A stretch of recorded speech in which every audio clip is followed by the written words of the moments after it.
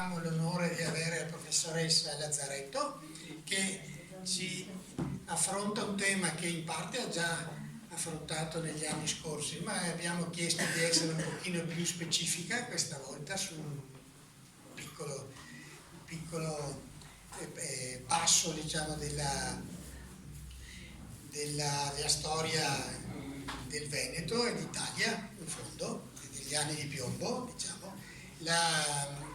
Lei è stata professoressa dell'Università di Padova, il 7 aprile di 46 anni fa è cominciato il processo cosiddetto 7 aprile, giusto? Abbiamo messa apposta questa data per ricordare, e c'era un professore dell'università molto noto in Italia per varie vicissitudini, che è stato professore della stessa università sua, quindi lei ha sempre studiato la storia dell'università di Padova, la storia degli anni di piombo in quel periodo, già ce ne ha parlato. Oggi riprenderemo l'argomento, l'abbiamo fatta sudare, ma dispiacenti, ma siamo molto contenti di ascoltarla. Ecco. Grazie, buongiorno a tutti, si sente? No.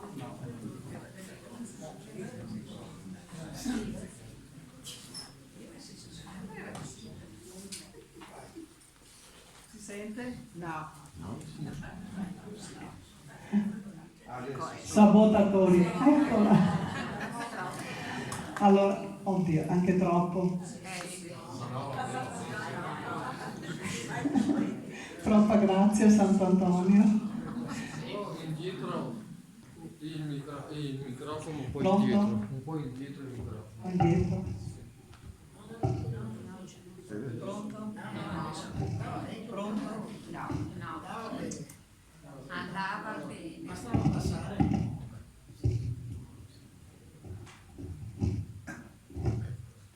Allora, si sente bene? Sì. Allora, Intanto buongiorno a tutti. grazie di essere qui. Un po' sì, Un po' sì, un po' no. Se no prendo il tuo microfono in mano.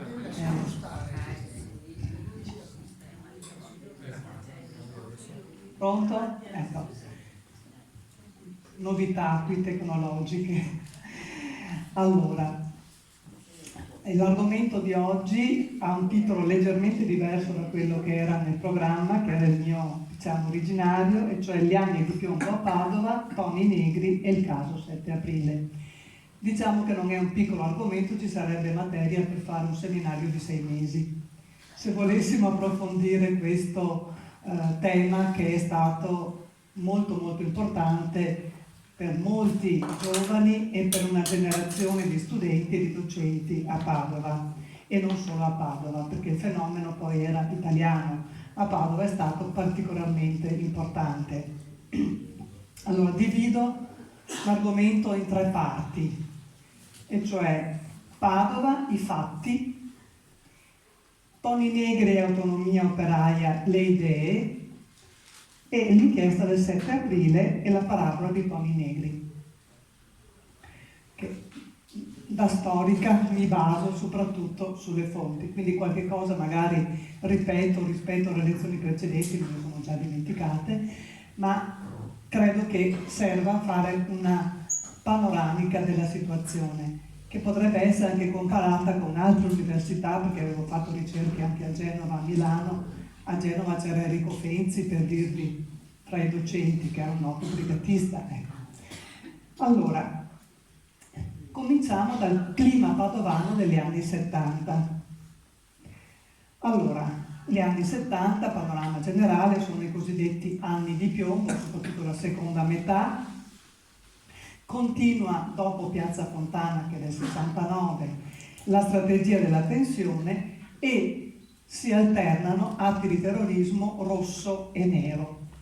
Poi vedremo che in realtà, insomma, erano tutti conosciuti dalle forze dell'ordine e dai servizi segreti e potevano eventualmente essere magari prevenuti, ma era funzionale che ci fossero. Comincia in particolare il terrorismo rosso, che precedentemente era al pubblico di matrice nera, della Piazza Fontana, e le Brigate Rosse, che erano già sorte con la guida di Curcio e di Mara Cagol, sua moglie, e con il gruppo di Reggio Emilia e Franceschini e Gallinari. E si sviluppano moltissimi gruppi con tante denominazioni diverse, cioè c'è una galassia di gruppi terroristici o di protesta. Qui ho fatto una griglia per darvi l'idea, naturalmente non stiamo a nominarli tutti, ma per darvi l'idea della quantità di sigle che gettavano anche molta confusione in chi riceveva la notizia che il movimento comunista rivoluzionario, la brigata 28 28 marzo, o i gruppi d'azione partigiana, i GAP, o le brigate comuniste, i collettivi politici veneti e via dicendo, erano gli autori di questo o quell'altro fatto violento. Cominciamo dal 72, questo è importante ricordarlo perché è il primo assassinio delle Brigate Rosse, che ammazzano un fattorino a Genova, un portavalori, il quale ha il coraggio di tenersi la borsa, non vuole farsi derubare, portava credo le pensioni, una cosa del genere per le case popolari, e viene ammazzato. Qui appunto ci sono le sequenze di questi due in motorino che lo ammazzano. Questo gesto, che è diciamo eroico, costò la vita ad Alessandro Floris e gli valse la medaglia d'oro al valor civile conferitagli per aver cercato invano di contrastare due rapinatori armati che, appostati nell'ingresso della sede dell'ufficio, si impossessavano con fulminea azione della borsa contenente i valori recata da altro impiegato. Con coraggiosa determinazione non esitava a porsi all'inseguimento dei malviventi attraverso le vie cittadine, insomma poi a essere ammazzato. Perché questi gruppi dovevano finanziarsi e quindi era necessario rapinare. A Padova nel 1974, siamo ancora nella prima metà degli anni 70, avviene il primo assassinio politico delle Brigate Rosse, cioè due brigatisti in via Zabarella, una laterale che porta via San Francesco a pochi centinaia di metri dal Santo di Padova, salgono nella sede del Movimento Sociale Italiano e ammazzano a sangue freddo due militanti del Movimento Sociale che non possono reagire perché vengono ammazzati immediatamente. Questo è il primo assassinio delle Brigate Rosse a Padova. Due militanti del Movimento Sociale Italiano. Andiamo avanti facendo un po' il quadro della situazione politica italiana. È una situazione molto complessa. C'è un governo rumor che noi tutti conosciamo perché siamo vicentini, nel 74 cade, sono tutti governi che cadono velocemente, nuovo governo rumor che dura fino solo a ottobre del 74, quindi c'è una fragilità continua di governi.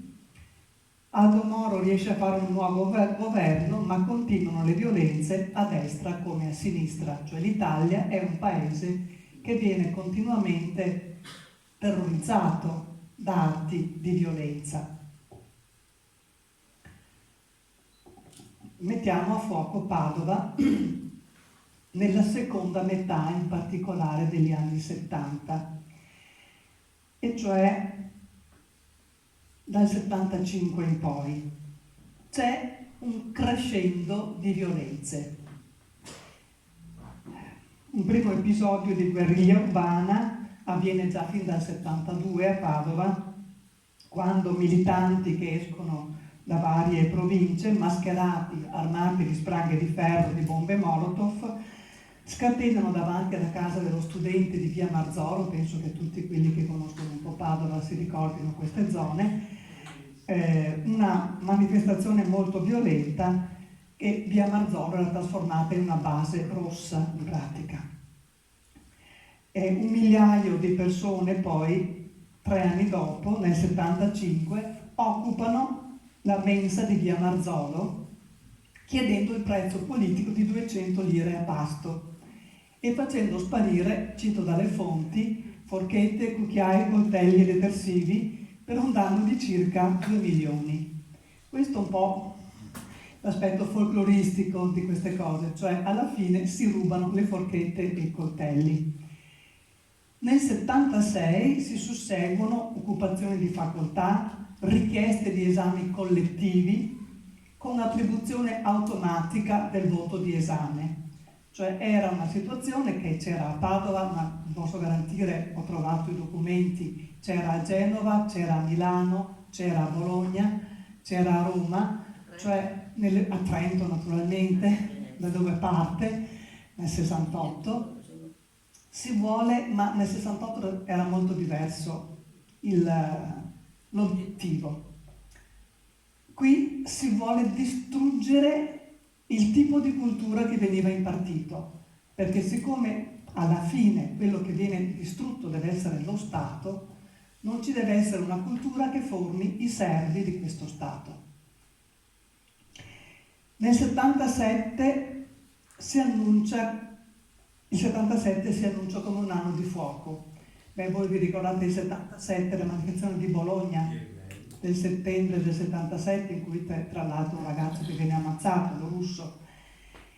Da noi, fin dal gennaio, un gruppo di studenti provenienti da scienze politiche interrompe la lezione del professor Ernesto Simonetto a giurisprudenza, lo prende a calci e a pugni, a bastonate in testa, e un bidello che aveva osato telefonare per avvisare di quanto stava accadendo viene picchiato selvaggiamente e mandato all'ospedale. Beh, tanto così per ricordare, visto che ho fatto studi anche sul 68, anche nel 68 Toni Negri, di cui parleremo dopo, aveva picchiato un bidello che sulla porta del Palazzo del Bo voleva impedirgli di entrare per occupare la sede centrale dell'università. Sempre nel 77 a Medicina un gruppo di 50 giovani aveva invaso l'istituto di microbiologia. Questa è una cosa gravissima perché si potevano liberare collezioni di batteri terribili, virus, patogeni che potevano diffondere gravissime malattie, e il preside comunque, che era Massimo Crepet, si interpose fra la polizia e gli studenti e li fa scappare perché in fondo era simpatizzante per questi studenti che protestavano. A scienze politiche non se ne parla, c'erano episodi di intolleranza e di violenza continui. Questo me lo ricordo bene perché io ero già laureata ma frequentavo la Via del Santo e trovavo le scritte. Si saliva la scalinata di Palazzo dei Dottori, si trovava scritto Ventura Porco, Ventura Boia, e vai di questo passo. Lo stesso con Ennio Dinolfo, che era un bravissimo docente di storia delle relazioni internazionali, che abbiamo perduto perché a un certo punto se n'è scappato a Firenze perché non ne poteva più del clima padovano. Ventura e Dinolfo mandano le autorità accademiche delle lettere di protesta, ma qui c'è proprio l'inerzia delle attività del Senato accademico, di cui ho controllato tutti i verbali. Il rettore era Luciano Merigliano, che era un ingegnere, il quale riteneva che Padova dovesse resistere, come nella Resistenza. Infatti lui si leggeva i tratti, cioè le lettere di Concetto Marchesi, i momenti in cui c'era stata la resistenza ai nazisti, e pensava che Padova dovesse resistere. Era una situazione un po' particolare la sua e fu effettivamente anche causa di molta confusione e paura negli stessi bidelli dell'università, che chiedevano grigli alle finestre, che chiedevano porte sprangate, perché avevano paura. Cioè c'era una situazione di grandissima tensione. Per dire solo un esempio, nel 77 a Scienze Politiche, durante l'occupazione di facoltà, tra febbraio e marzo, c'era stata una devastazione inimmaginabile. Vabbè, questo è la somma degli attentati e delle aggressioni e delle rapine di Padova in soli 2 anni, dal 77 al 79, cioè 447 attentati, 132 aggressioni a persone e 129 tra rapine, espropri proletari e devastazioni. Questa è la foto dello studio di Severino Galante che condivideva con un altro docente che invece era simpatizzante dei protestatari, diciamo così, ed è la parte che viene completamente distrutta dello studio. Il rettore si reca a Scienze Politiche per vedere che cosa era successo. Incontra il professor Antonio Negri, detto appunto Toni, e gli chiede, verbale questo, hai visto cosa hanno fatto i tuoi discepoli alla facoltà? E Negri gli aveva risposto, era il minimo che potevano fare.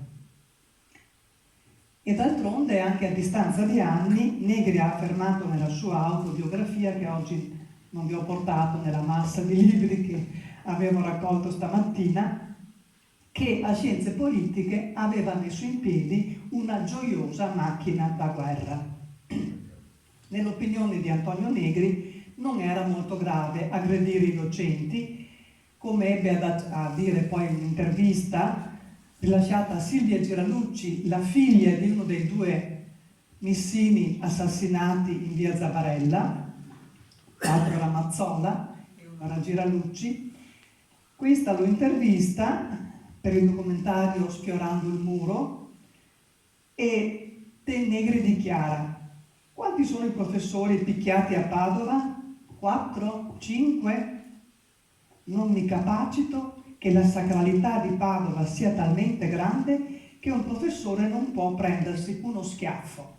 In realtà poi vedremo che non erano schiaffi, erano pallottole o sprangate o spranghe di ferro sulla testa che mandavano all'ospedale le persone. Ma proseguiamo con ordine, sempre seguendo i fatti. Nel 77 molti episodi di violenza sono denunciati, tra cui la cosa che così mi ha sempre incuriosito, il furto di 18 antichi stemmi dei 47 che erano appesi nell'aula Ederle. Se qualcuno di voi ha frequentato il Bo, penso senz'altro alcuni lo conoscano, l'aula Ederle è una delle aule che si affacciano nel chiostro antico ed è piena degli stemmi che gli studenti una volta portarono all'università, Vicentinus, Grecus, eccetera, eccetera, Patavinus, o viene fuori tutta l'area da cui che offriva studenti dalla Polonia a Creta all'Università di Padova. Ecco. Nell'estate si placa tutto perché l'università va a riposo, ma le violenze riprendono nell'autunno. Persino una cena in trattoria dei dipendenti dell'Istituto Galilei e dell'Istituto Nazionale di Fisica Nucleare, a cui partecipavano anche i loro familiari, cito dai verbali del Senato accademico, veniva interrotta con premeditata violenza e i partecipanti malmenati da una banda chiaramente fascista, sia per esplicita dichiarazione sia per i metodi usati. Questa è la denuncia di Milla Baldo Ceolin, che è la prima donna a Padova che sale sulla cattedra di fisica generale. Il clima era tale che Angelo Ventura, che poi vedremo, vi ho portato un po' di... eccolo qui. Angelo Ventura e Guido Petter, continuamente minacciati perché non si arrendevano alle violenze degli studenti, non volevano smettere di fare lezione quando entravano gli autonomi in massa e pretendevano che tutti gli studenti uscissero e il professore veniva preso di peso come è successo appunto a Guido Petter, è buttato in strada, protestano con il rettore, ma in particolare decidono di difendersi. Si comprano una pistola, sia l'uno che l'altro, persone che mai avevano usato armi, e vanno ad allenarsi al poligono di tiro. C'è il bellissimo libro di Guido Petter, I giorni dell'ombra, che descrive tutte le precauzioni che faceva, mettendo ad esempio dei fili su per le scale per vedere se per caso stava salendo qualcuno, oppure Angelo Ventura che con la moglie va a Sottomarina, riempie dei sacchi di sabbia e li mette davanti alla porta sia di casa che del garage, perché temono che gli versino la benzina e diano fuoco all'appartamento, come era successo a Primavalle a Roma. Quindi questo era il clima di Padova. Le precauzioni non erano infondate, perché in effetti Guido Petter in un primo momento viene proprio letteralmente buttato sulla strada, preso di peso e buttato sulla strada perché si rifiutava di interrompere la lezione. Stessa sorte tocca al filosofo Enrico Berti, che tutti penso ricordino, era un personaggio di spicco dell'Università di Padova, la cui lezione viene interrotta da una dozzina di giovani come protesta per l'arresto di un loro compagno che si chiamava Robertino. Dopo fatta irruzione nell'aula, avevano invitato i presenti ad uscire e ad assumersi le loro responsabilità politiche. Cioè questi gruppi volevano che gli studenti si politicizzassero, in sostanza. Atti vandalici vengono segnalati in vari istituti, ed archeologia, per esempio, sono messi in pericolo archivi storici e scientifici di incredibile valore. Questi sono gli affreschi del Campigli nell'atrio del Liviano, la facoltà di lettere e filosofia, che vengono lordati, gli affreschi del Campigli, con la scritta spazio del seminario di storia, perché naturalmente era una presa di posizione contro Angelo Ventura che non voleva interrompere i suoi seminari di storia.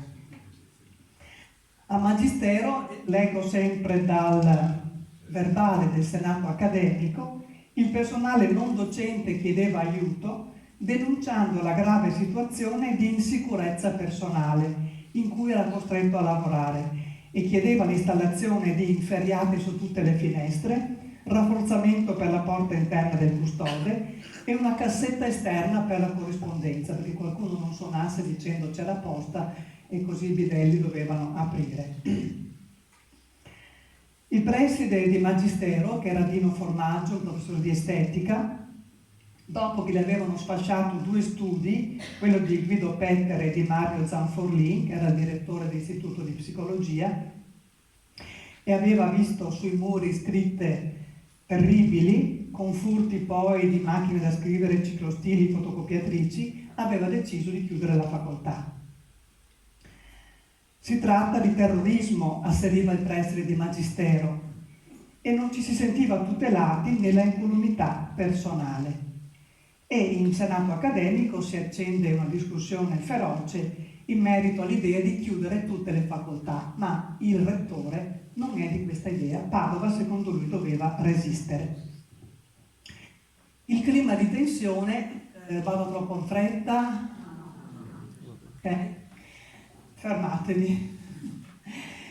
Il clima di tensione si alza nel 78. Ennesime violenze verbali. Siamo nel 78, è l'anno in cui viene prima assassinata tutta la scorta di Aldo Moro e poi assassinato dopo settimane di prigionia, 1 mese e mezzo mi pare, Aldo Moro. In quei giorni scorre il sangue anche a Padova.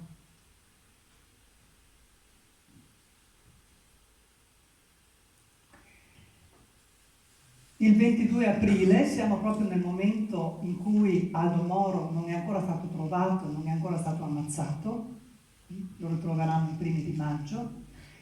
Il professor Ezio Riondato che insegnava filosofia morale, mi pare, adesso non ricordo quale, viene colpito alle gambe con 4 colpi di pistola, proprio all'interno della facoltà di lettere e filosofia. Un fatto gravissimo, anche se non ha conseguenze letali, cioè non viene ammazzato Ezio Riondato, che era anche un cattolico militante, filosofia teoretica, insegnava, presidente della Cassa di risparmio di Padova e anche amministratore del quotidiano Il Gazzettino, quindi un personaggio che non era solo professore ma aveva anche incarichi politici, diciamo così. L'attentato veniva rivendicato, ecco perché vi ho messo prima tutto l'elenco dei gruppi e gruppuscoli, dal nucleo combattente per il comunismo, cioè la gente non riusciva a capire esattamente qual era l'origine di questi attentati. A Magistero siamo l'8 maggio, il 9 viene trovato il cadavere di Aldo Moro, veniva aggredito nel suo studio Guido Petter, questa è una prima aggressione, da uno studente che è identificato poi con nome e cognome, si chiama Claudio Latino, perché Guido Petter era colpevole di aver staccato un dazebao con insulti nei suoi confronti. Siccome avevano messo nell'ingresso della facoltà uno di quei famosi dazebao che andavano di moda allora, con insulti per Petter, allora viene aggredito e picchiato nel suo studio. Poi questo Claudio Latino avrà un seguito di terrorismo. Nei mesi successivi continuano le rappresaglie, bombe incendiarie davanti alle case di alcuni docenti, tra cui il preside di lettere Oddone Longo, e a scienze politiche una bomba viene posta davanti all'istituto di diritto provocando gravi danni. Quindi c'è tutto un clima di tensione e di violenza. Alla ripresa autunnale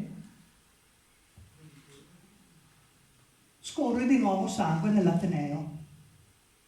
A colpi di pistola viene aggredito il dottor Giampaolo Mercanzin, che era il responsabile dell'opera universitaria per le mense e che rimarrà gravemente leso per questa aggressione perché era colpevole di fare bene il suo dovere, e cioè di far pagare le 200 lire della mensa.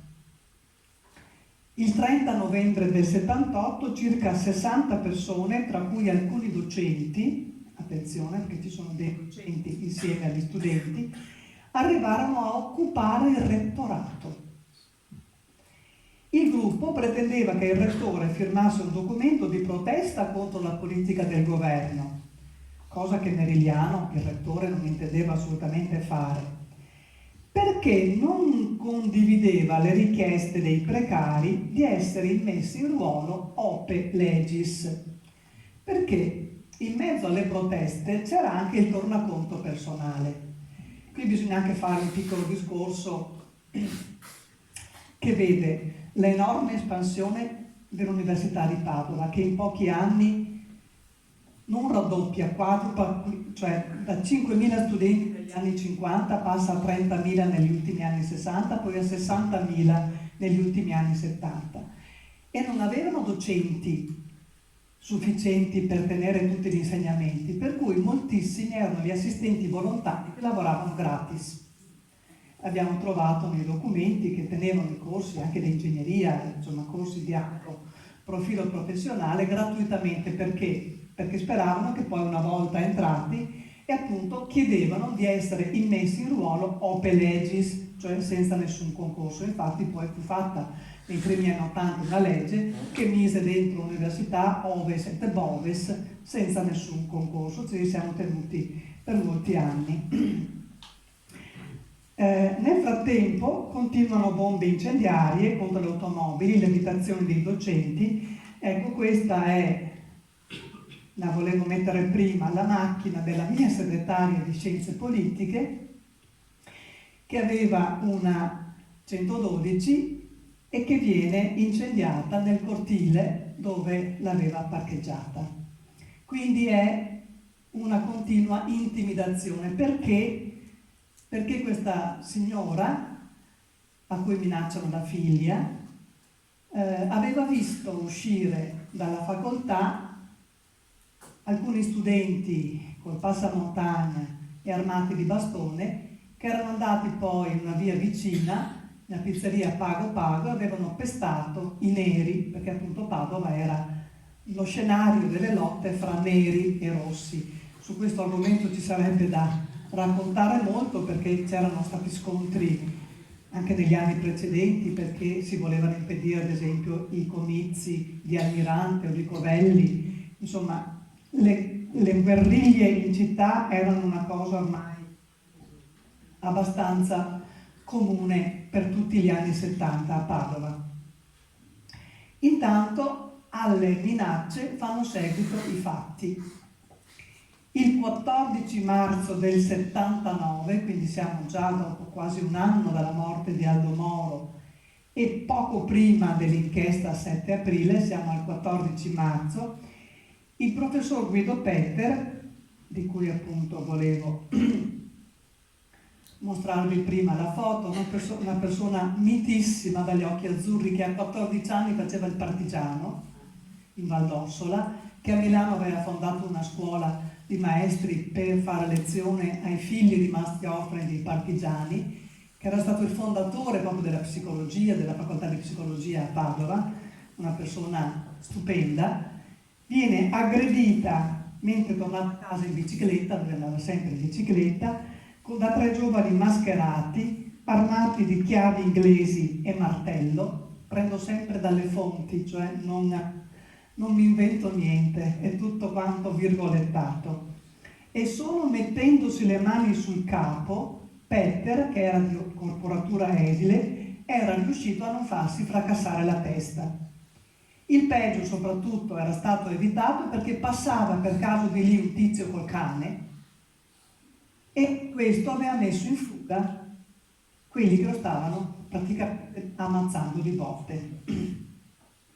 Gli aggressori allora gli assestavano un'ultima sprangata in mezzo alla schiena, perché se non aveva avute abbastanza, e scappavano. Sanguinante, con numerose ferite e fratture, Petter trovava la forza di salire in casa e poi è stato ricoverato ovviamente in ospedale. Dopo pochi giorni toccava al preside di facoltà Oddone Longo, al preside di lettere e filosofia. Il 21 marzo, quindi abbiamo 14 marzo, 21 marzo 79, mentre si stava recando al Liviano, che era la sua facoltà, un comando di 3 o 4 individui, cito, dopo averlo fatto cadere con una spinta, lo aveva ripetutamente colpito con martelli e attrezzi di ferro, infliggendogli lesioni al cranio e in varie altre parti del corpo, e una frattura al secondo e al terzo metacarpo della mano destra. Anche qui si era cercato di difendere con le mani. L'aggressione avveniva sulla strada, tra le urla delle mamme presenti alla scena, mentre stavano portando a scuola i loro bimbi. Quindi siamo al 21 marzo del 79. Ecco, in questo clima avvengono gli arresti del 7 aprile del 79. Qui appunto entra in scena il personaggio di cui poi parleremo in seguito, che non era certo solo a Padova, ma che era ritenuto una delle menti più raffinate delle teorie di un nuovo tipo di...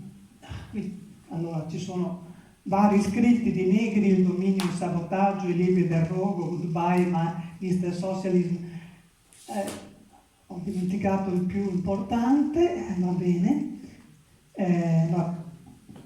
Comunque, che erano 10 lezioni sul leninismo. E il giudice Pietro Calogero, che era un magistrato che dal 75 era a Padova, decide di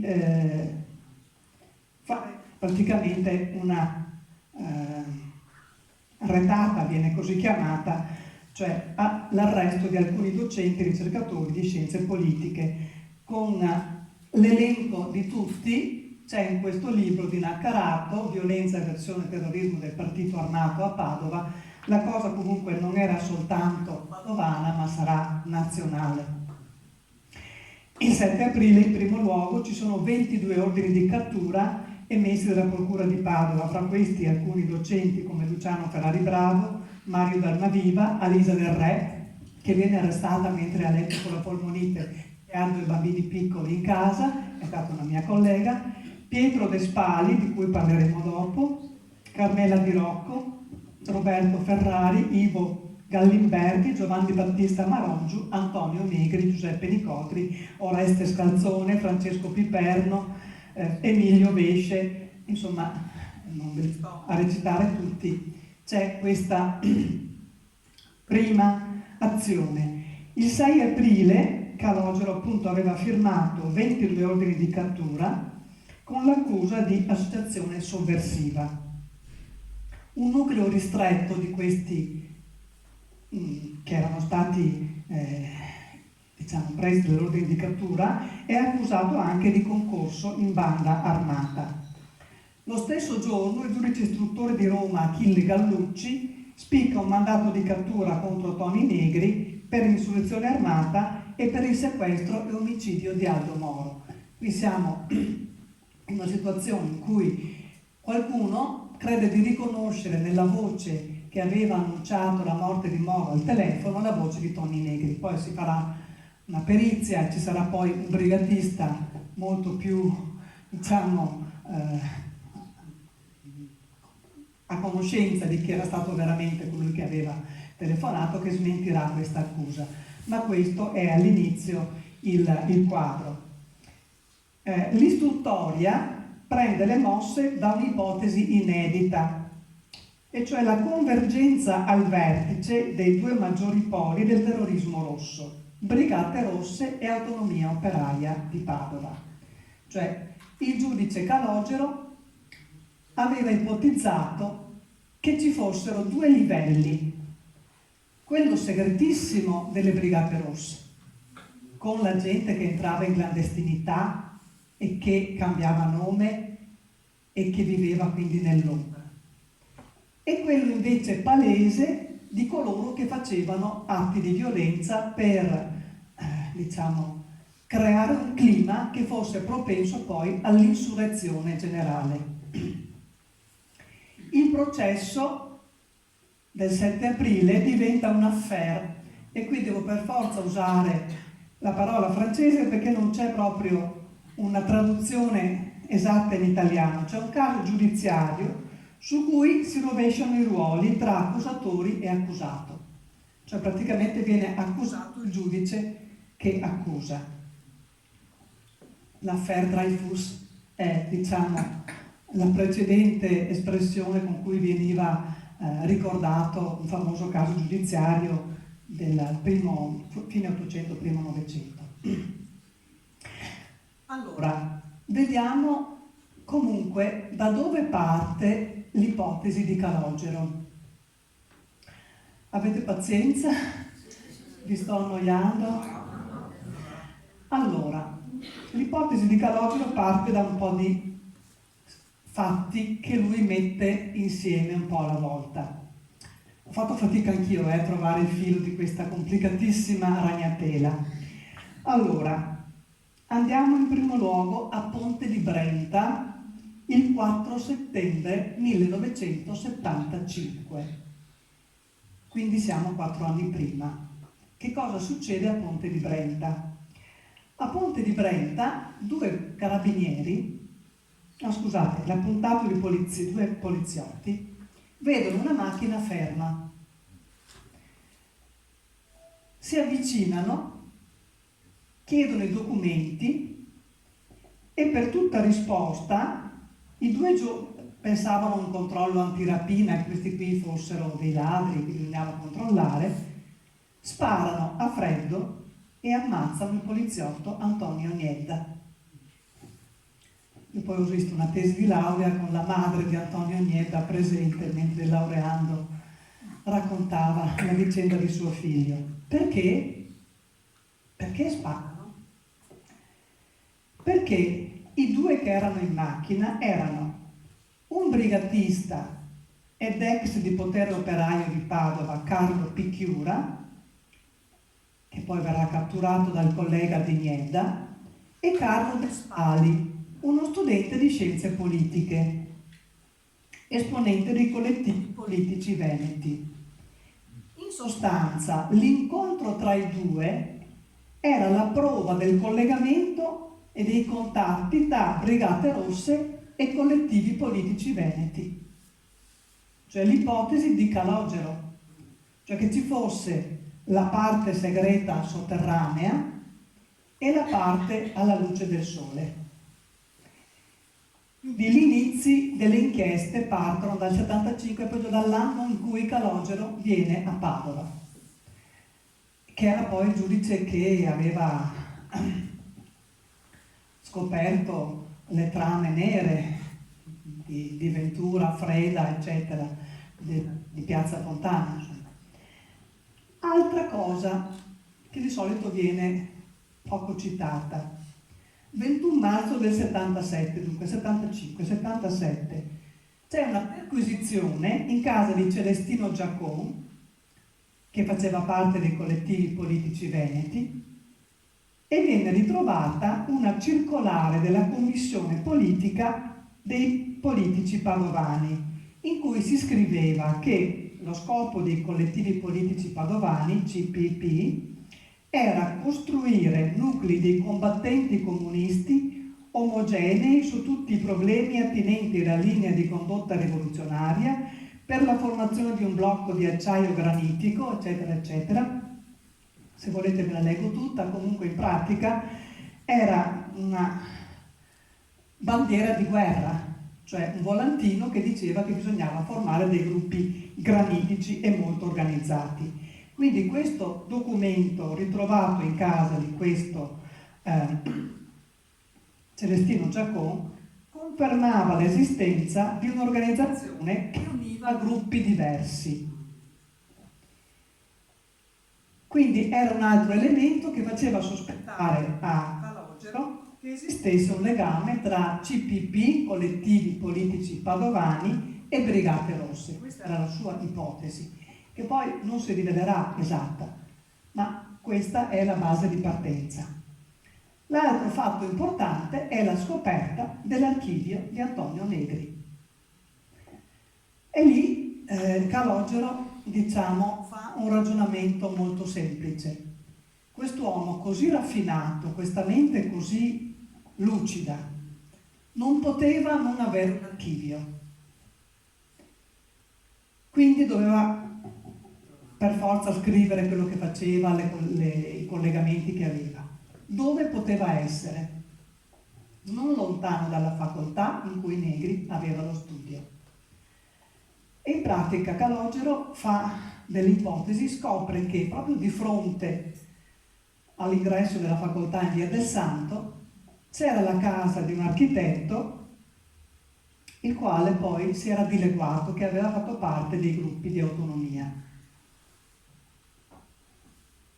Aveva fatto anche altre ispezioni in altre case, ma lì vanno a colpo abbastanza sicuro e trovano tutto l'archivio di Toni Negri, in cui c'erano i documenti su molti atti di violenza, assalti alle fabbriche, rapine a mano armata, eccetera, eccetera. Poi vi dirò i motivi per cui è stato incriminato, che non erano ideologici, erano di codice penale, cioè violenza, aggressioni, rapine, furti, assoldamento non si dice, aveva assoldato un criminale comune, Casiraghi, per andare a rubare per finanziare i gruppi. Insomma, non è che fossero idee, erano anche fatti. Quindi la scoperta dell'archivio Massironi, le precedenti scoperte, ma soprattutto altri due fatti importanti. Il pentimento di uno che era tra i bracci destri di Negri, e cioè Antonio Romito, che era un militante di Potere Operaio e della Prima Autonomia.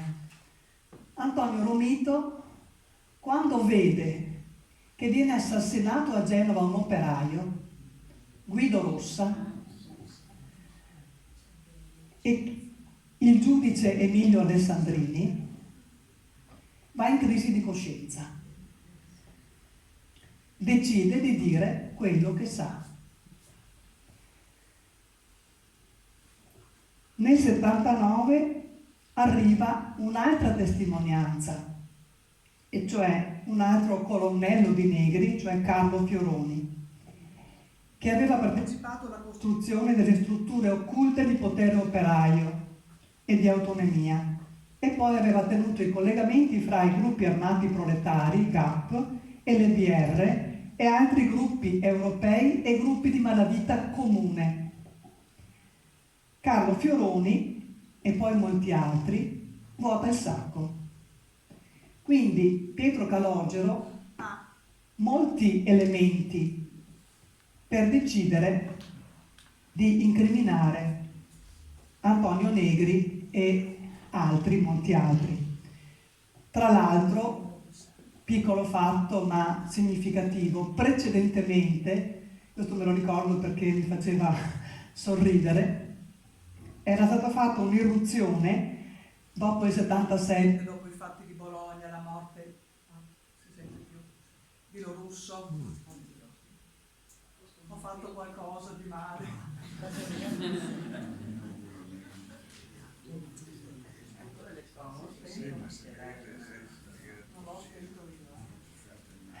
Allora, dopo il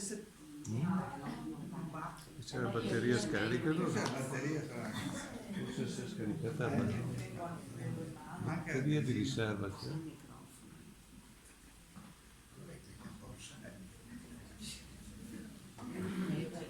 facciamo sosta. Può sedersi, signora, se vuole sedersi. No, io sto meglio in piedi perché mi pare di comunicare di più.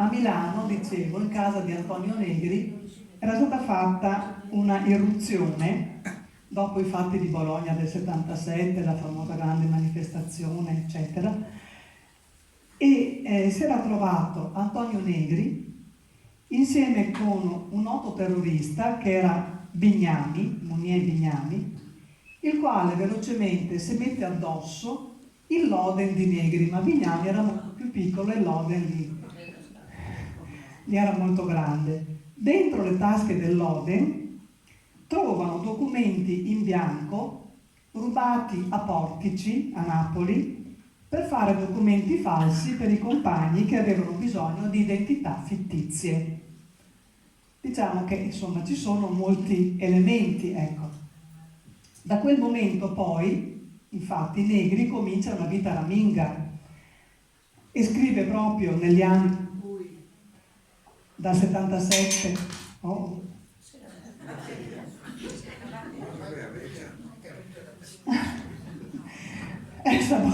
stavo parlando di dominio e sabotaggio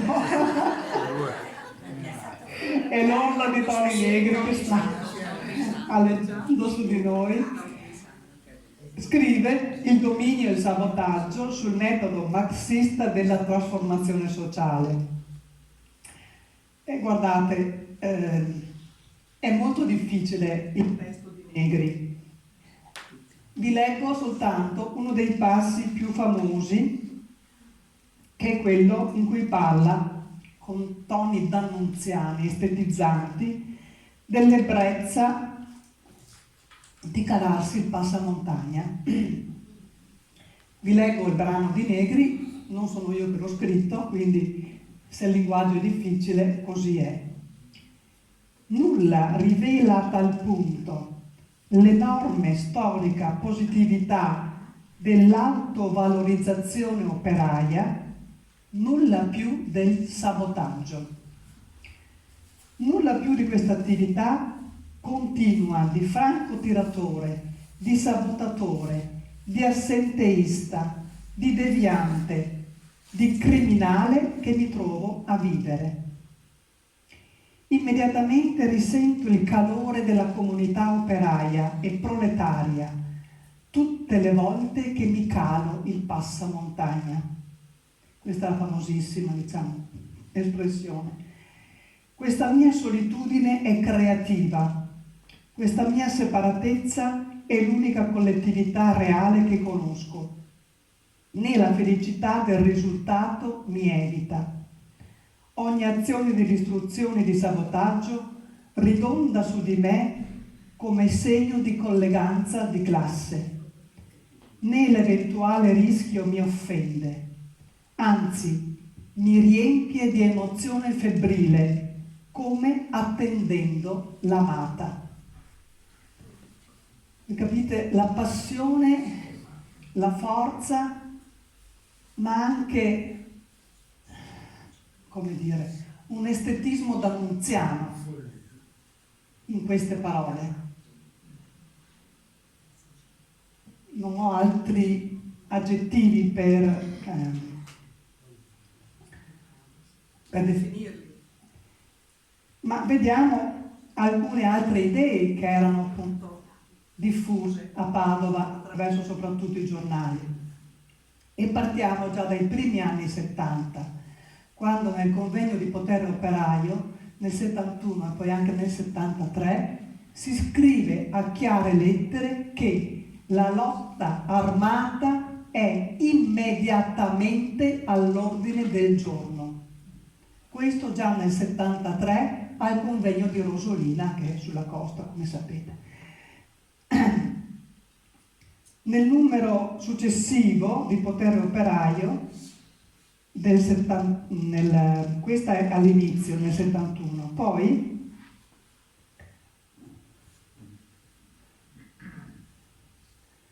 ecco qui vi ho portato alcune copertine di questi giornali. Vediamo che una copertina dice: proletari, bisogna ribellarsi, bisogna organizzarsi, bisogna armarsi. La lotta armata è immediatamente all'ordine del giorno. Democrazia è il fucile in spalla agli operai.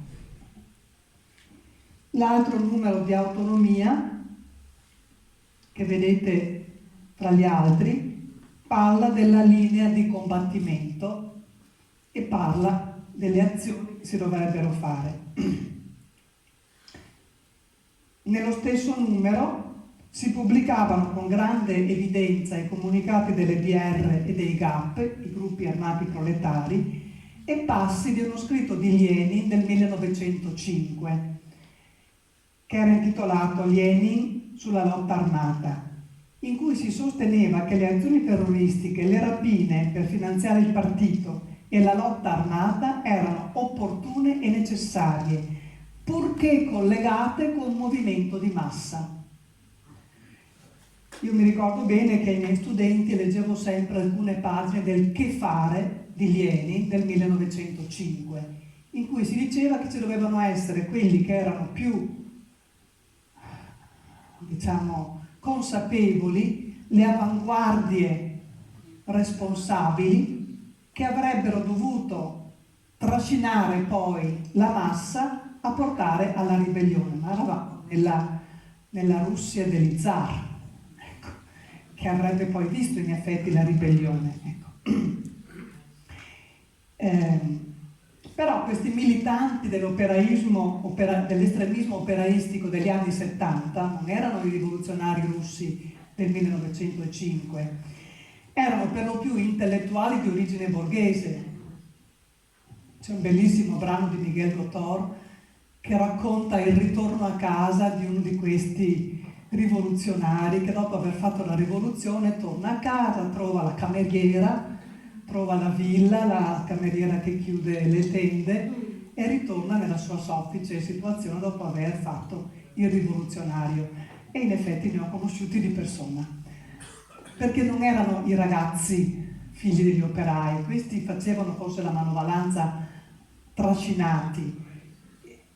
I capi erano intellettuali ed erano spesso di famiglie che insomma avevano una certa situazione economica. Questi intellettuali rischiano di restare appunto ufficiali senza esercito e quindi per forzare la volontà delle masse si inventa la figura dell'operaio sociale, cioè una categoria che assieme all'operaio massa delle catene di montaggio comprendeva altri ceti proletari, lavoratrici a domicilio, sottooccupati, tecnici e studenti. Anche lo studente era un operaio massa di questo Stato che doveva essere distrutto. Secondo Toni Negri, lo sviluppo capitalistico ha condotto a un diretto dominio del capitale su tutta la società, siamo al punto del pensiero, nel quale si estende la cosiddetta, virgolette, fabbrica sociale. Il capitale quindi si identifica con lo Stato che diviene funzione del comando del capitale. Mi dispiace se è difficile, ma non sono parole mie. Partiti e sindacati si trasformano in articolazioni dello Stato, quindi in strumento di dominio del capitale.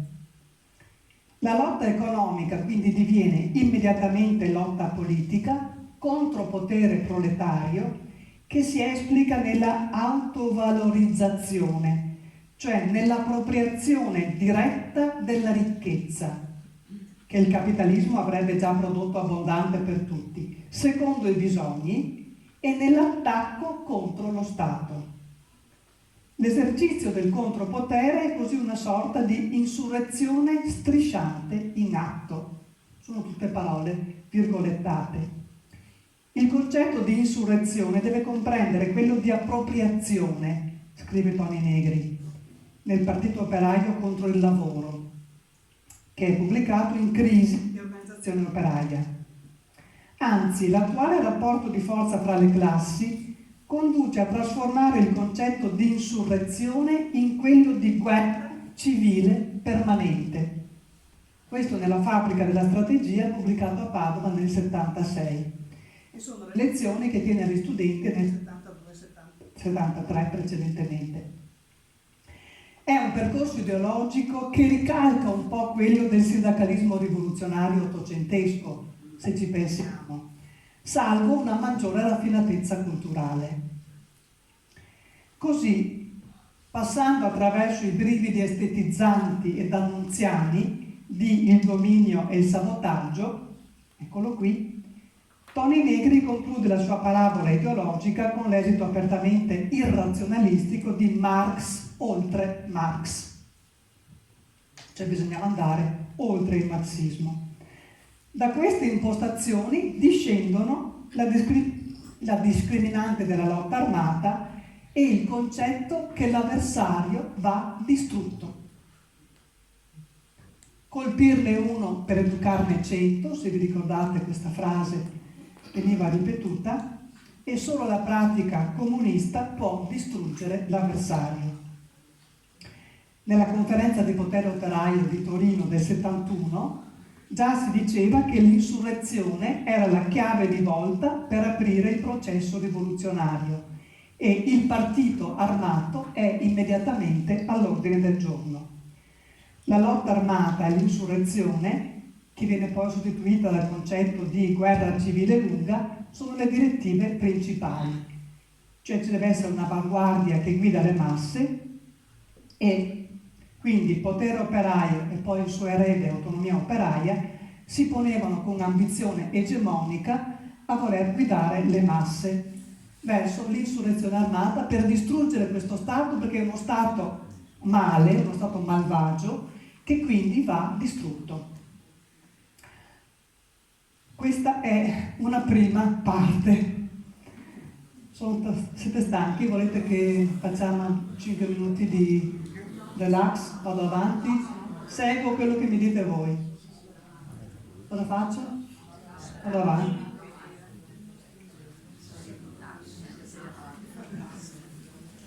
Allora, sono queste le premesse, adesso cerco di andare un po' meno lenta perché altrimenti non finiamo più, sono queste le premesse che portano all'inchiesta del 7 aprile e quindi a tutte le azioni a cui procederà il giudice Calogero e poi le controazioni dell'altro magistrato che non è d'accordo con Calogero, cioè Giovanni Palombarini, e una serie di processi di cui non riesco a farvi la sintesi, ci ho provato. Allora, se volete, questo è l'ultimo studio di uno studioso serio, Roberto Colozza, che ha scritto l'Affaire 7 aprile, che ha seguito tutti i processi, ma non solo per Negri, ma per tutti gli altri, quelli che sono stati incriminati con lui, mentre Naccarato, che è di Padova, ha fatto in fondo anche tutto l'elenco nominativo di quelli che sono stati in primo luogo chiamati a rispondere dei loro atti, poi liberati dopo un carcere preventivo molto lungo in certi casi, che il giudice Calogero giustifica col tipo di leggi che c'erano allora e col tipo di accuse che avevano avuto. Ci sono nel Terrore Rosso, eccolo qua, le risposte che il giudice Calogero dà alla Giralucci, che lo intervista, che era la figlia di uno dei due fascisti ammazzati a Padova, e che gli chiede conto anche di tutti gli anni di carcerazione preventiva che si fanno coloro che vengono incriminati con l'inchiesta del 7 aprile. E appunto questo dice è effettivamente una cosa estremamente negativa, ma era nel tipo di imputazione e nel tipo di leggi che c'erano allora. Adesso cerchiamo di seguire un po' la parabola di Toni Negri, perché altrimenti facciamo notte. E quindi seguiamo quello che, questo anche perché appaiano questi nomi. Io in genere usavo con gli studenti far apparire i volti delle persone di cui si parlava. Questo è il giovane giudice Calogero, allora era giovane, e questo è il professor Toni Negri. Allora, si celebrano una serie nutrita di processi di cui ho cercato di fare l'elenco. Se volete ci sono tutti i miei appunti, ma ve li risparmio, perché sono veramente... cioè processo, controprocesso, appello, Dario aiutami. Cassazione, prima della Cassazione c'è l'appello, sì, è Corte d'Assise d'appello, e poi Cassazione. Ce n'è una serie veramente nutrita. Alla fine Negri viene condannato al carcere. Viene candidato però dal Partito Radicale. Attenzione, perché le accuse che gli si facevano non erano di idee, ma di fatti, cioè ad esempio tentata rapina al zuccherificio di Argelato con omicidio del brigadiere dei carabinieri Andrea Lorbandini, tentato omicidio del carabiniere Gennaro Sciaretta, riunioni con azioni delittuose a cui seguivano l'incendio del deposito della FES Standard di Fizzonasco, con azioni poi violente, con alcuni di spicco dei NAP, nell'ambito di un progetto di aggregazione di forze omogenee, di generalizzazione della forza armata, della lotta armata, sequestro di 6 agenti di custodia al carcere di Perugia, devastazione della casa circondariale di costruzione di Bergamo a mezzo di esplosivi, 13 rapine a mano armata in banche e aziende private dal 75 al 77 per fini di autofinanziamento dell'organizzazione, importazione di 150 kg di esplosivo dalla Svizzera al fine di commettere attentati, occultamento di 23 pistole, per la maggior parte delle quali con matricola a brasa, perciò clandestine, in una cascina alla periferia di Milano. e poi anche per esigenze di autofinanziamento l'acquisizione di un rapinatore comune evaso dal carcere di San Vittore, Carlo Casirati, perché facesse azioni delittuose per conto dell'organizzazione. Quindi queste, diciamo, erano accuse specifiche che non riguardavano il pensiero, ma fatti concreti. E infatti Tony Negri viene condannato al carcere e si fa il carcere, ma mentre era carcerato nel 1983, 83-84, viene candidato con il Partito Radicale alla Camera dei Deputati. Vince le elezioni e la Camera deve poi decidere se dare seguito alle condanne che intanto gli erano state inflitte, cioè in un primo processo, in primo grado, viene condannato in contumacia a 30 anni di carcere. Nell'86 gli vennero attribuite pene supplementari fino a 5 anni per responsabilità morale in atti di violenza fra attivisti e polizia negli anni 60 e 70. Negri fu ritenuto colpevole in particolare di concorso morale nella fallita rapina di una banca di Argelato in provincia di Bologna, episodio in cui fu assassinato un carabiniere. L'appello decise quindi per Negri una condanna a 12 anni di reclusione, più le pene supplementari per i soli reati di associazione sovversiva e concorso morale alla suddetta rapina di Argelato. La Cassazione confermò questa sentenza. Negri sconterà in totale, poi vedremo la sua parabola, 10 anni di carcere, gli ultimi 4 in semilibertà. Ma appunto, mentre ecco, nell'83, mentre fa la carcerazione preventiva, Marco Pannella gli propone di candidarsi alla Camera dei Deputati. Circoscrizioni di Roma, Milano e Napoli per il Partito Radicale. E il 26 giugno dell'83 Negri riceve 13.000 preferenze e conseguentemente esce dal carcere di Rebibbia, dove era, protetto dall'immunità parlamentare ed entra in Parlamento.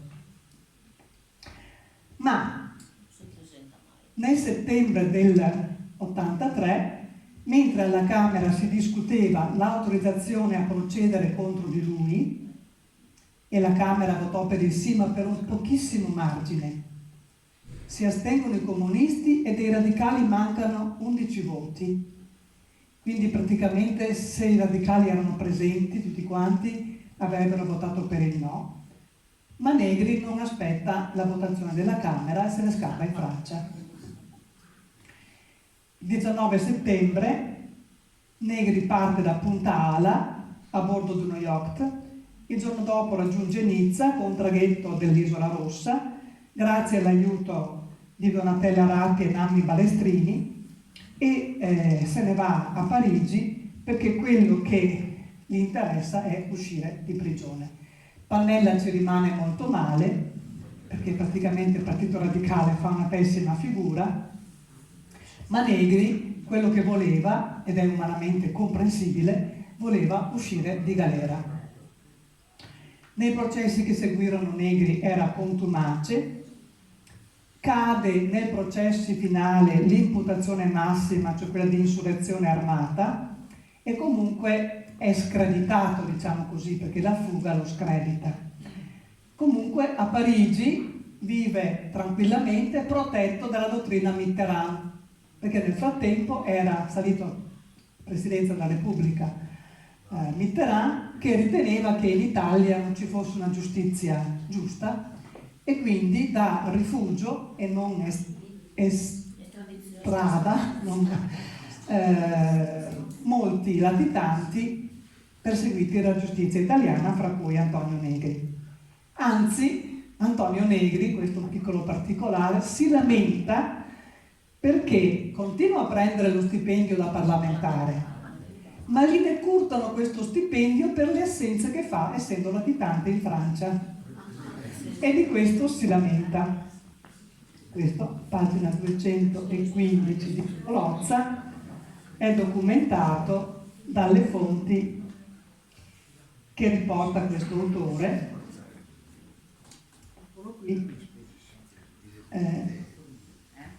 Negri difende il diritto di incassare il denaro di Stato come risarcimento. Secondo lui il denaro che gli veniva dato come parlamentare era un risarcimento per le ingiustizie che aveva subito. Nei vari processi 141 sono le persone rinviate a giudizio. Nell'84 ormai quasi nessuno era detenuto, qualcuno era domiciliari. I testimoni fanno una vita peggiore di quelli che erano in carcere. Romito viene perseguitato. Io ho sentito la sua testimonianza in un convegno al Bo'. È intimidito e perseguitato lui e la sua famiglia. Gli scrivono sul muro: Romito infame, ti spareremo in bocca, giusto per incoraggiare chi testimoniava. E comunque, per chiudere la vicenda, nell'85 si ha una sentenza di segno opposto a quella dell'83. In tutto furono 46 gli assolti, 86 le condanne. Circa la metà di quanto aveva chiesto il pubblico ministero Calogero. La sentenza su Toni Negri, se volete, ve la leggo. In sostanza cade la parte principale di banda armata, 151, eccolo qua. Giunse il giorno della sentenza. Complici amnistia, prescrizioni, attenuanti generiche e dissociazioni, gli anni erogati furono solo 189 erotti. I giudici d'appello non contestarono né metodo né contenuti di istruttoria e primo grado. Semplicemente li adattarono al mutato clima politico, sforbiciando sulle pene. Nessuna struttura unitaria, ecco quindi che l'ipotesi di Calogero della struttura unitaria fra ABR e gruppi armati, gruppi collettivi politici veneti non viene acclarata, ma piuttosto si acclara un modello federativo con singole bande autonome che avevano raccordi e collegamento. Mi scusate, è un po' sofisticata la cosa, ma purtroppo non è che posso fare la venditrice di cioccolatini in piazza, cioè è tutto giocato su un filo sottile giuridico.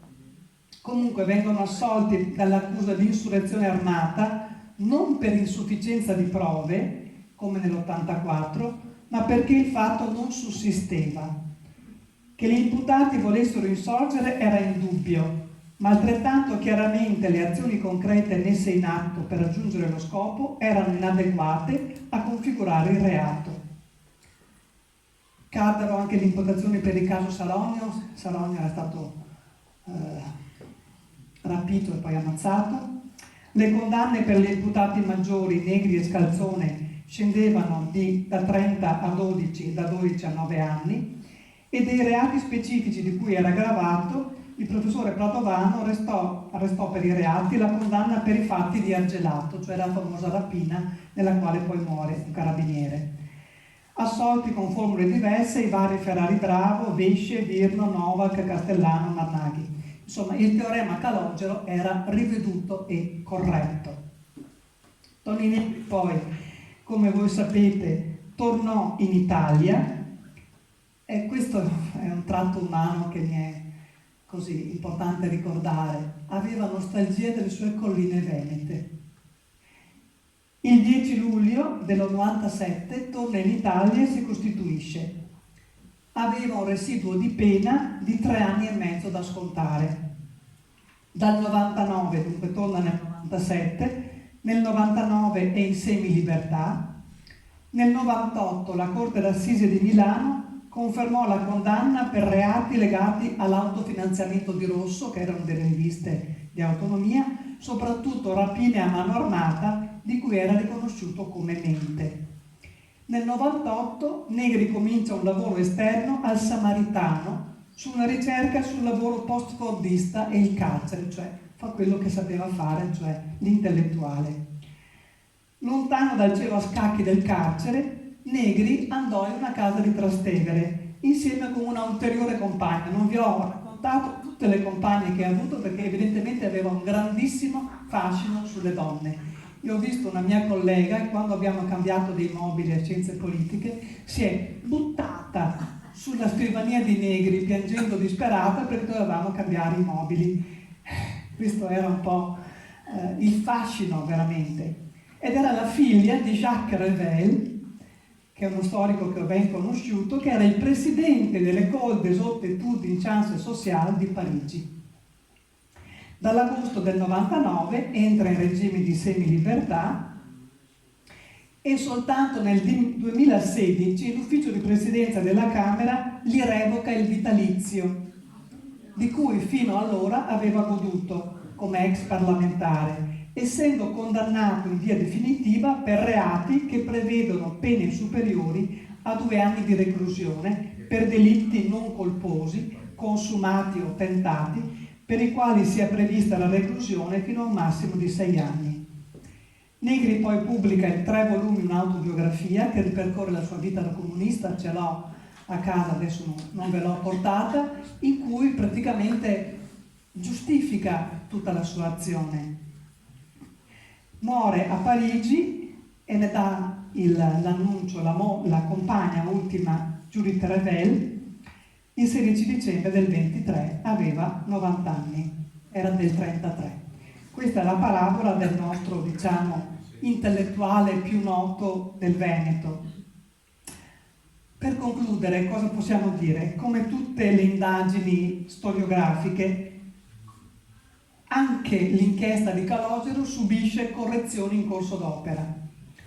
Le varie corti d'assise alla fine stabilirono che, pur cooperando insieme all'interno di una prospettiva insurrezionalista, vi leggo perché le parole qui sono importanti per essere corrette, Autonomia Operaia e Brigate Rosse alla fine erano 2 organizzazioni distinte con vertici diversi. Ma questo non basta per concludere, come ha fatto una certa corrente innocentista, che il teorema Calogero sia stato smantellato. Semplicemente poiché gli ultimi gradi di giudizio si sono celebrati in un'altra Italia rispetto agli anni di piombo, gli imputati hanno beneficiato di un clima più benevole. Da parte loro i garantisti critici del 7 aprile, oltre al giudice Palombarini, Ferraioli, Rodotà, Cacciari, Bocca, Rossanda, Sciaccia, ritorneranno alla carica con minor successo dopo l'arresto di Sofri per l'omicidio Calabresi dell'88. Per concludere, io vorrei dire questo: nell'emergenza terroristica in cui dovettero agire, magistrati coraggiosi come Calogero, sbeffeggiato su tutti i muri di Padova con la scritta con la K per dire che era un nazista, agirono con il fardello di dover capire ma anche di poter sbagliare.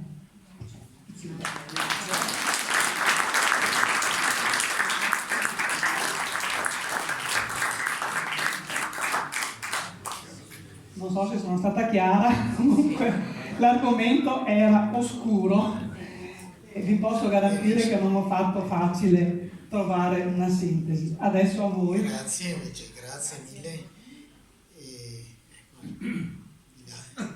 Apriamo gli interventi. Partiamo dalla Gina. Non posso fare a meno di ricordarvi, insomma, io ho abitato a Padova in quegli anni, però nel 75 sono venute via. E mio cognato era professore universitario di me, quindi riconosco perfettamente. Scusa, sì. Riconosco perfettamente, mi ha fatto piacere riascoltare quello che era il clima padovano, insomma, ecco. E sono stati anni terribili, Ecco, mi ricordo, io lavoravo, non facevo altro, insomma, facevo un po' di sindacato ed era già un rischio fare un po' di sindacato in quegli anni. Ma una volta all'ospedale, lavoravo geriatrico di Padova, il marito di una collega mi chiede: domani sei di guardia, sei di recupero della guardia, cosa fai? Cosa faccio? Non è nessun programma particolare. Invece non andare al cavalcavia dell'Arcella, perché c'è in programma probabilmente era prima del 77, anni così. Perché c'è qualcuno, lui era di lotta continua, e mi metteva in guardia, cioè perché qualcuno ha deciso di far casino. Può scapparci il morto, e qui poteva farci scappare il morto, poteva essere sia qualche infiltrato dell'associazione politica, sia qualche infiltrato dei servizi segreti. Cioè, il senso era assolutamente quello. Quindi, per dire, una brutta atmosfera, insomma, si respirava l'aria pesante. Ecco. Devo cercare un documento che c'è Negri coperto dai servizi segreti, che ho trovato qui, perché l'altra faccia della medaglia era che tutto questo era conosciuto ai servizi ed era funzionale Esattamente, era quello che alla CIA, che conosceva perfettamente le situazioni e che, in base anche ai programmi della P2, su cui abbiamo parlato tempo fa e che ho ritrovato, doveva destabilizzare per stabilizzare l'Italia. Il concetto era questo, insomma, cioè creare ansia, insoddisfazione, paura, perché i partiti di sinistra non fossero votati e si andasse al centro. Questo era l'intento fin dalla strategia della tensione degli ultimi anni 60. L'altra cosa che volevo raccontare è dato per dare il clima, ma che comunque in realtà, nonostante il clima pesantissimo, ci si viveva, ci si lavorava. Ecco. Ora, mio cognato era professore al Magistero, Valtuvido, non so se lo ricorda. Mamma mia, un professore. Ecco. E aveva una gamba artificiale e quindi era una persona che si muoveva con qualche difficoltà. Certo. Era preso del mirino, insomma, era anche lui di quelli che così, e che non volevano interrompere le lezioni, queste cose qua. Allora lui girava in Vespa, andava avanti e dietro, e suo padre, quindi quando aveva i suoi 40 anni, e suo padre 30 anni di più, aveva deciso di fargli la guardia del corpo. Quindi suo padre, il vecchio operaio della Laderossi di Vicenza, capito, che andava ad accompagnare il figlio quando usciva dalle aule per tornare a casa. Voglio dire, ci stava anche quello, non è mai successo niente di tragico, insomma, però veramente si viveva con le pistole puntate, insomma. Ecco. Io non vi ho raccontato degli attentati fatti contro la casa di Calogero, che poi hanno sbagliato piano e si sono beccati le bombe, i sassi, eccetera, gli inquilini sbagliati.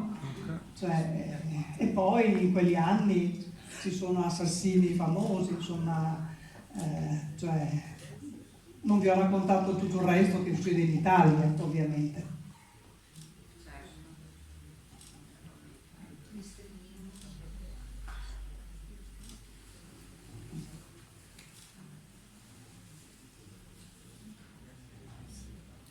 Abbiamo tempo a meditare un po'. Meditate, gente, meditate.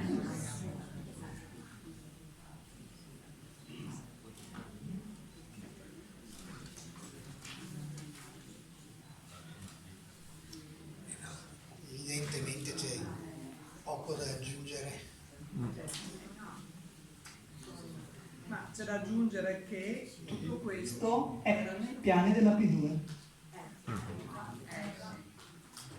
cioè distruggere le istituzioni democratiche, distruggere i sindacati, fondare nuove televisioni, distruggere i vecchi partiti, era esattamente il famoso piano di rinascita democratica che trovano tra l'altro in una valigia della figlia di Gelli che viene fermata a Fiumicino, con questo piano che poi ho trovato in archivio della Camera dei Deputati, che viene mandato da Leopoldo Elia a Tina Anselmi. Leopoldo Elia era amico di Tina Anselmi, e che dice chiaramente che bisogna cambiare tutto e soprattutto corrompere i giudici.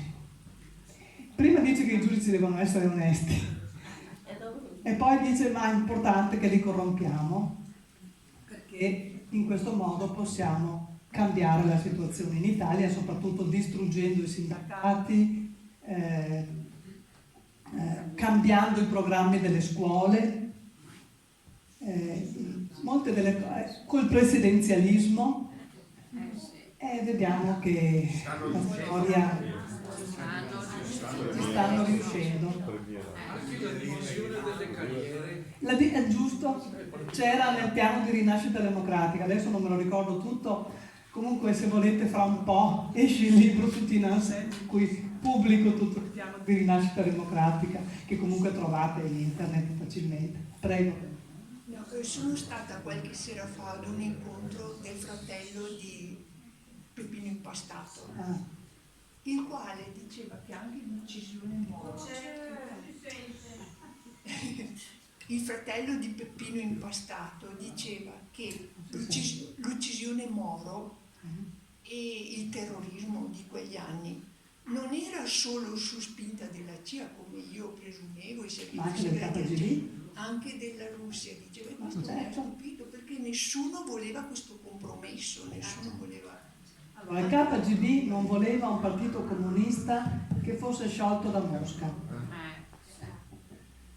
La CIA voleva controllarci come faceva da decenni e noi siamo sempre stati una democrazia controllata e comunque ci siamo sempre tutto sommato salvati perché mi ricordo quando c'erano stati tentativi di colpo di Stato, il famoso piano solo, eccetera, e l'altro, quello dell'Immacolata, sì, che a un certo punto Gelli riceve una telefonata e ferma tutto, perché si temeva che gli italiani, che avevano ancora forse in qualche scatola, in qualche cassapanca i fucili della Resistenza, si ricordassero quanto avevano combattuto per ottenere la libertà e prendessero in mano le armi di nuovo. Cioè, diciamo che la nostra storia, tutto sommato, ci ha salvato da una deriva in cui la Grecia, per esempio, cade. In Grecia si starono i colonnelli. In Cile, sapete cosa è successo nel 73? Ecco. In Grecia prima. L'Italia viene minacciata, ma alla fine non si fa il salto del colpo di Stato. Che era quello.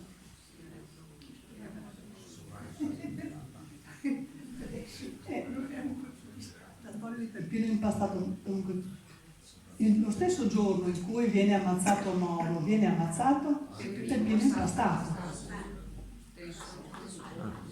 È lo stesso giorno.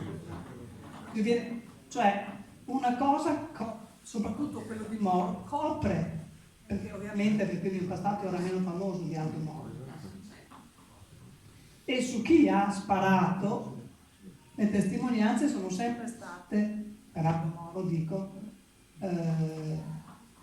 mai chiarissime.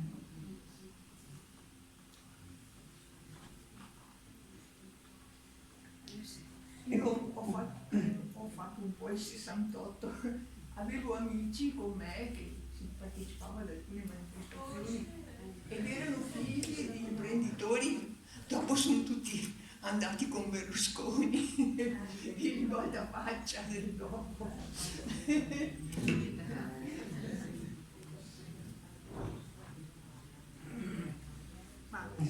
Come vi ho detto, molti erano figli dell'alta borghesia. Uno dei miei colleghi, non faccio il nome, aveva il maggiordomo quando gli si suonava alla porta, che andava, dice, che qualcuno chiedeva del tizio Caio, di cui non faccio il nome perché ho insegnato molti anni accanto a lui, persona poi bravissima come docente, e il signorino è occupato, aveva il maggiordomo a casa ed era uno dei protestatari più accesi. Prego, c'era una mano, mi pareva alzata, prego.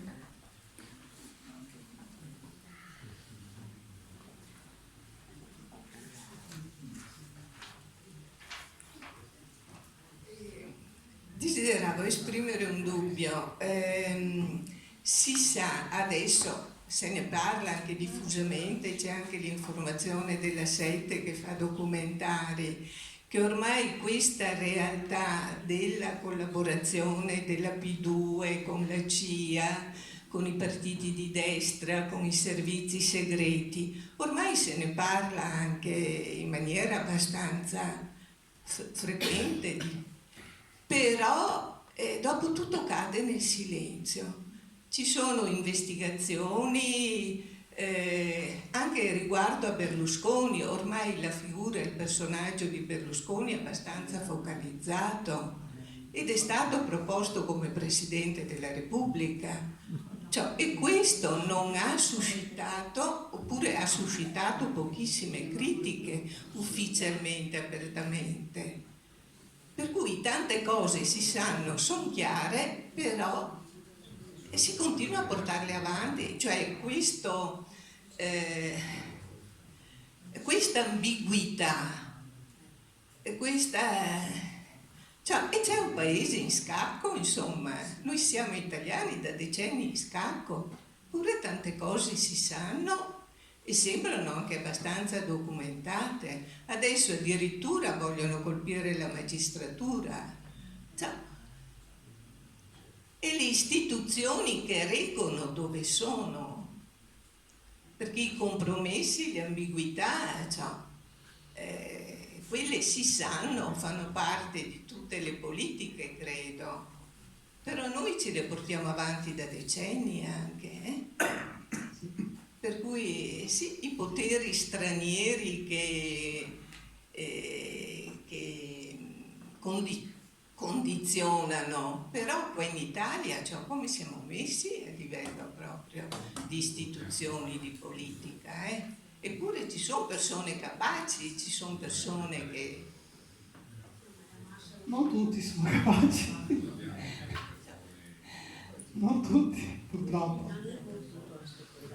Cioè, se andiamo a vedere la classe politica che avevamo negli anni 50-60, adesso non per dire chi non è laureato, no, però erano la maggioranza laureati.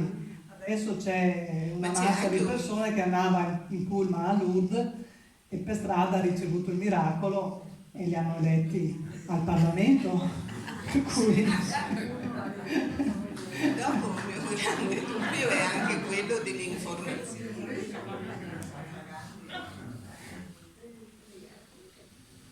Magari la mia è una domanda un po' stupida, però Toni Negri, diciamo, dell'esilio, diciamo così, in Francia, dopo ha cercato di mantenere le file, di fare qualcos'altro, cioè di ripristinare un contatto politico anche, oppure ha fatto la bella vita da emigrante?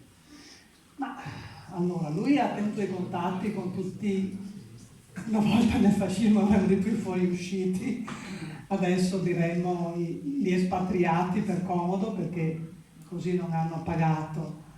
Lui ha scritto molto, aveva tutto un salotto parigino.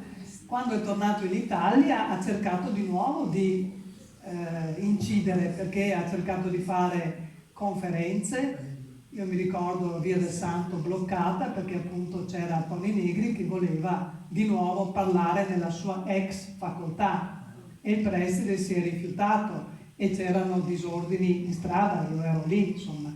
E cioè lui non si è mai rassegnato, era una persona ardente, cioè se vogliamo riconoscergli una qualità senza dubbio chiarissima è che voleva veramente questa rivoluzione che secondo lui era importante e necessaria, cioè credeva in quello che faceva.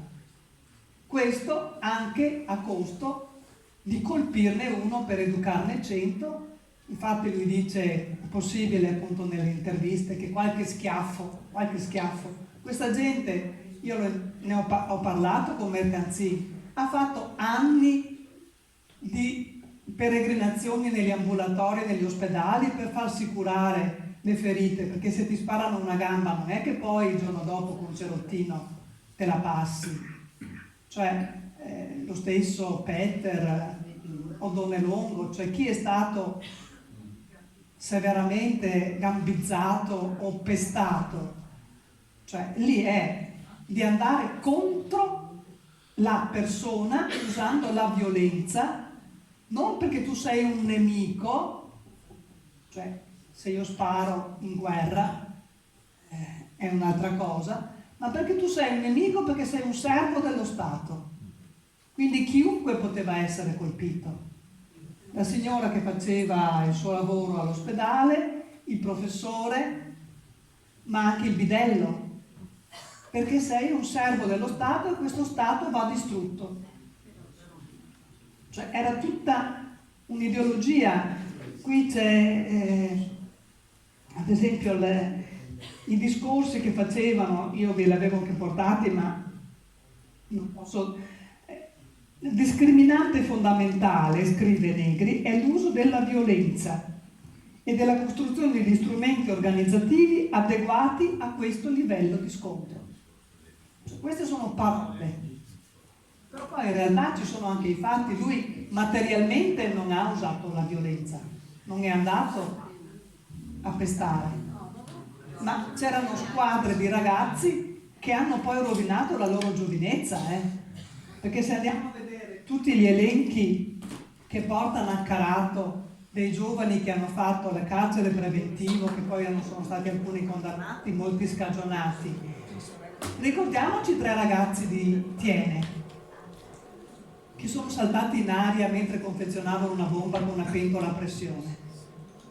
Queste sono 3 vite stroncate perché questi erano convinti di fare una cosa giusta, rivoluzionaria, cambiare il mondo. Dobbiamo anche pensare al momento storico, cioè siamo in una situazione di grande trasformazione economica. Il Veneto si è industrializzato più tardi delle altre regioni italiane e poi le ha sorpassate, Vicenza in primo luogo, Treviso. E la gente è passata da una situazione di parrocchia, in cui andavano a fare o il campo scout o il campo dell'azione cattolica, a una grande affluenza all'università che decuplica i suoi studenti e si trova a sentire discorsi palingenetici, cioè che in fondo corrispondevano alle esigenze di fondo che avevano assorbito questi giovani di dover essere persone che volevano cambiare il mondo in meglio. Ci credono, ubbidiscono. Poi voi sapete che anche i giovani l'idea di menare le mani, di fare, certamente affascina. E poi di sentirsi onnipotenti, di andare nelle aule, prendere il professore e buttarlo fuori, di peso. Poi c'è la Giralucci che va a intervistare una delle ragazze, la ragazza Yo-Yo, la chiama, che era andata a pestare Peter, che si era seduta sulla carta, e dice: ma non facciamo niente di male. Cioè, erano spesso ragazzi del sud, perché psicologia ha in quegli anni 10.000 iscritti, è l'unica facoltà del nord Italia e quindi attira moltissimi giovani che vengono qui sprovveduti di una cultura, di una insomma, capacità anche di giudicare in maniera complessa e che vengono assorbiti dall'idea del gruppo, dell'essere forti in gruppo. Cioè c'è tutta una dinamica psicologica sotto che bisogna capire. Per cui questi anni sono stati anni di grandissima sofferenza per le famiglie di questi ragazzi, Io le ho conosciute queste famiglie, le famiglie che vedevano la figlia che andava nella comune a fare l'amore di gruppo, educata nella zona cattolica di Vicenza, prima. La sofferenza di queste persone. Cioè, è tutto un momento di grandissima trasformazione, di anni, li hanno chiamati di piombo, adesso non si usa più dire così, ma in realtà sono stati di piombo, perché il piombo è volato dalle pistole. Sono stati anni in cui si è sparato alla gente per un'idea di fare un mondo migliore, ma non alla gente colpevole di qualcosa, alla gente colpevole di fare il proprio dovere. Cioè che un professore miope che non ci vedeva un accidente come Angelo Ventura o Guido Petter debbano andare al poligono di tiro e imparare a sparare, ti fa da ridere. Eppure Angelo Ventura si è salvato perché ha sparato, è rimasto famoso, il professore che sparò ai terroristi, e la scena era per ammazzarlo, perché i due che sono passati in Lambretta avevano davanti un furgoncino pronto per prendere loro con la Lambretta o un Vespa, adesso non fatemi dire qualcosa di sbagliato fra fanatici della Vespa e fanatici della Lambretta, insomma erano su un veicolo a 2 ruote che viene, scusatemi, ma perché con mio marito abbiamo delle discussioni sulla Vespa e la Lambretta, che vengono presi dal furgoncino e portati via subito. Questa era una scena per un assassinio,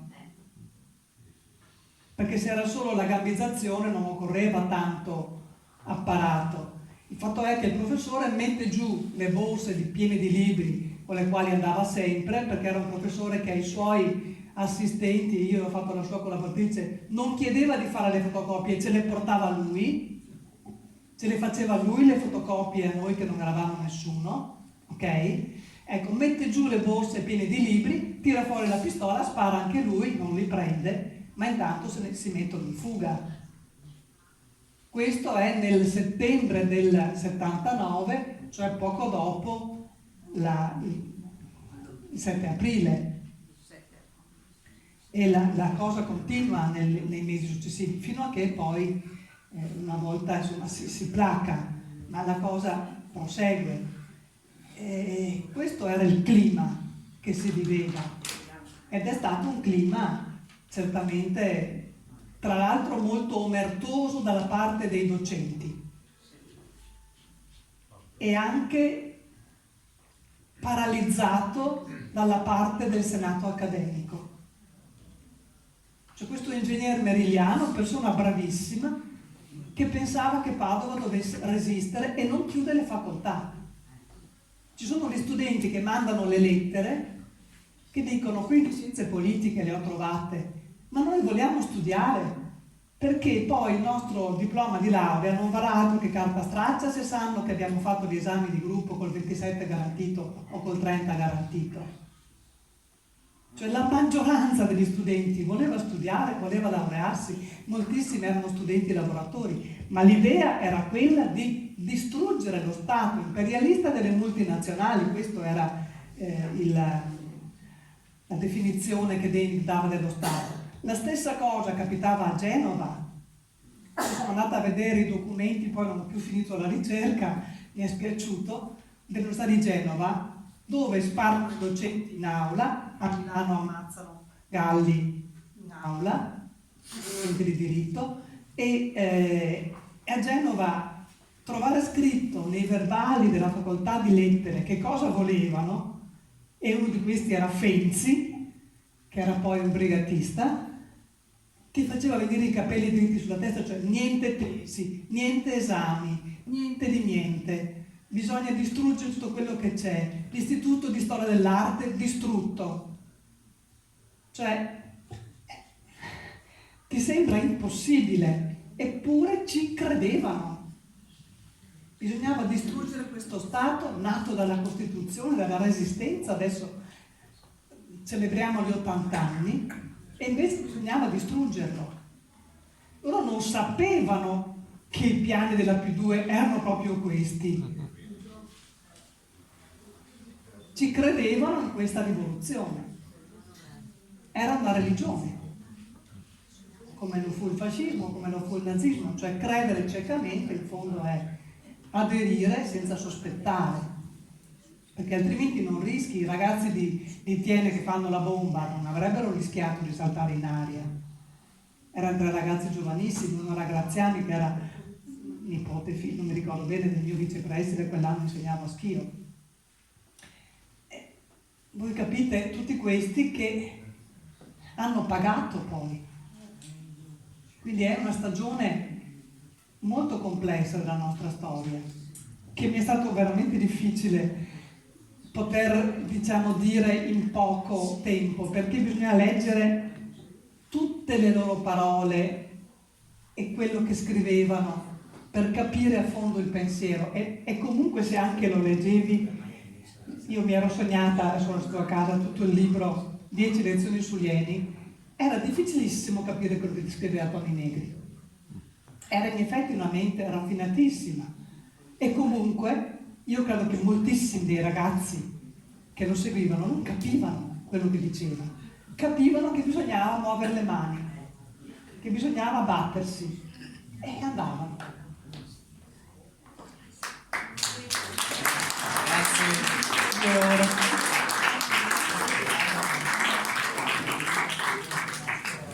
Grazie. Grazie.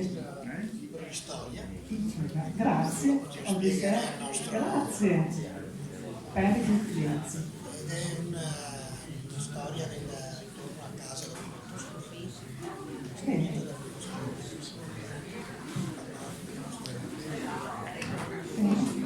Grazie mille. Sarà anche base che si manifesta del micro di